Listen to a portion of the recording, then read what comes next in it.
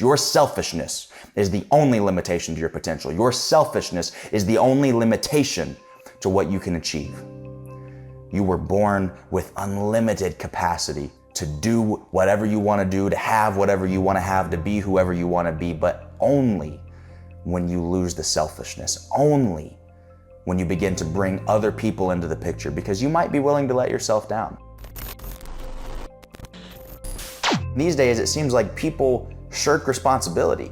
People don't want to be the leader. People don't want to be the person in charge. People don't want to be viewed as the person that's setting the example or setting the standard for everybody else. It's like people are scared of this responsibility of leadership. But the harsh reality is that we're all leaders. And it doesn't matter what position you play in society. It doesn't matter what position you play in your company or your team. It doesn't matter if you want to be a leader or not. It doesn't matter who you are, where you come from, or your socioeconomic status. You are a leader whether you want to be or not.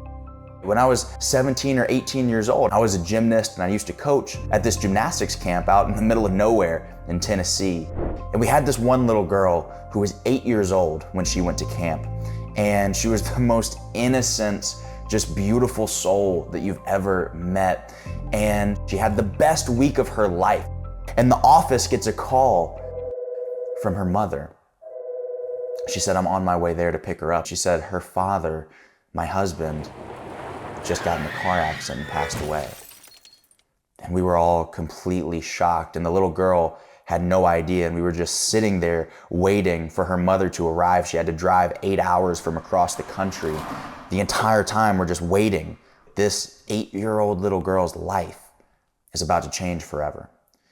And I was instantly hit with this burning question in my heart. And I said, I wonder if that little girl watched me do anything this week that might help her even 1% get through what she's about to go through. I want to know, did she watch me lead people? Did she watch me handle adversity? Did she watch me conquer a challenge? Did she watch me in a moment of frustration and anger and sadness or whatever was going on with me? Did she watch me handle myself, conduct myself in such a way that might make it just 1% easier to deal with the biggest tragedy of her life that is about to happen?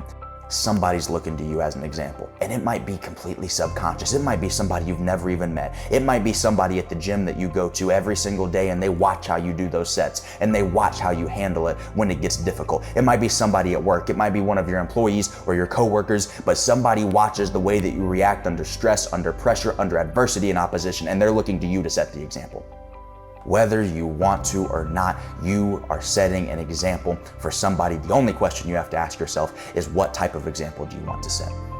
You can try and shirk off this responsibility of being a leader, or since it's gonna happen anyway, since you're gonna be a leader anyway, you can embrace that responsibility. You can embody that responsibility. You can take on that responsibility willingly and openly, and you can treat it as an obligation, because once you do, you will be able to outcompete anybody else. Because until you begin to view leadership as your responsibility, as your obligation that you are expected to execute with excellence, you can't compete with somebody like me. You can't compete with somebody that was born, that was built, that was put on this earth to help people. I was put here to make an impact. I was put here to help others. I was put here to lead.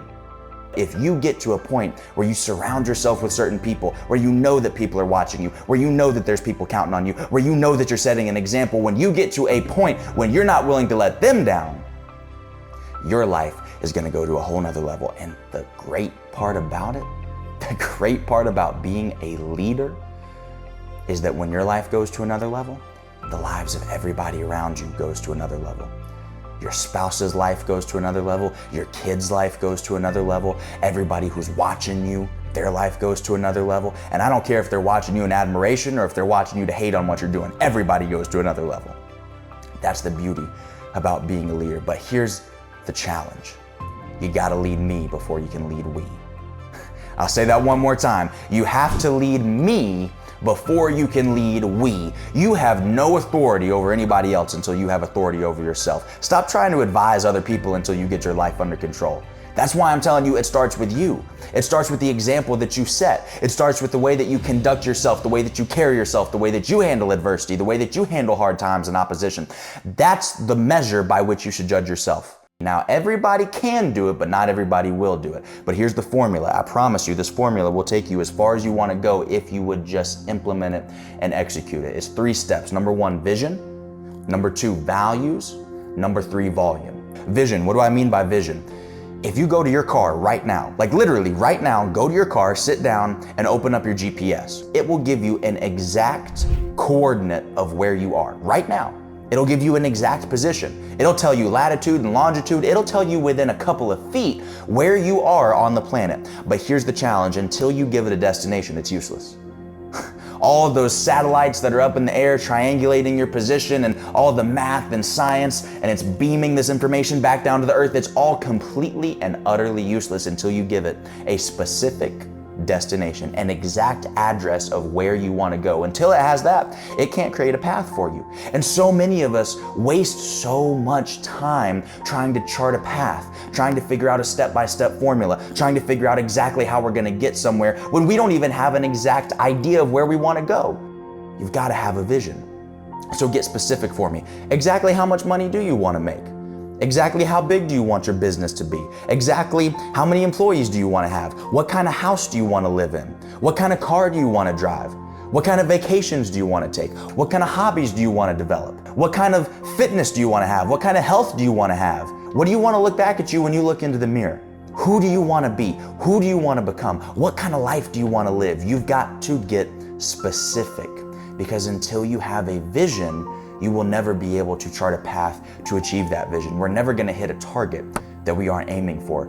Now, once you've got the vision, we need to start reverse engineering this with our values. And we have to ask ourselves the question, now that we have this vision, who must I become to achieve that vision? What kind of values would I have to have? What kind of beliefs would I have to have if I wanted to make this vision become a reality? What kind of behaviors and actions would I have to do? What would I need to think about? What kind of habits and routines would I need to have if I want to make this thing become a reality? So you can literally have a vision, reverse engineer it, and that becomes your plan. And you just say, okay, instead of thinking about all the different things that I need to do, why don't I just focus on all the different things that I need to become? Because when you become the right person, then the actions that you're going to do will come naturally to you. See, you can try and go work hard. You can try and be dedicated. You can try and be committed. You can try and do the things that in your mind you associate with those behaviors, with those types of people. But when you simply become that person, when you become the person that is capable and willing and deserving of getting those outcomes that you want, then the outcomes come naturally. You don't have to think too much about the how, because you understood the what and you became the who. The how will take care of itself. So do me a favor, focus on the vision, focus on the values, and then focus on the volume. It's so funny when people come up to me in the gym and they'll say, how'd you get those arms? How do you look like that? And they expect me to tell them some sort of secret, some sort of tactic, some sort of technique or strategy or training method that they've never heard of, or some supplementation routine that is going to change their life. And I tell them, I did the exact same thing for 15 years straight. I worked out every single day for 15 years straight, for a decade and a half. That's how I did this, as I was consistent. It was effort over time. It was work ethic times consistency. That's the formula for success. So, vision, values, volume. If you follow that 3-step formula, I promise you that you can figure out how to accomplish anything that you want. Now, here's the reality though. We all have the ability to lead. We all have the ability to follow that formula. We all have the capability of doing that, but most of us won't do it.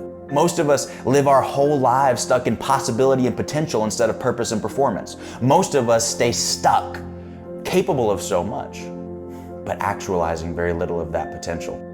I was afraid of what somebody else was going to judge me off of because of my past, because of what I had done, because I hadn't always been this person. Somebody was going to bring all that stuff back up and they were going to keep me there.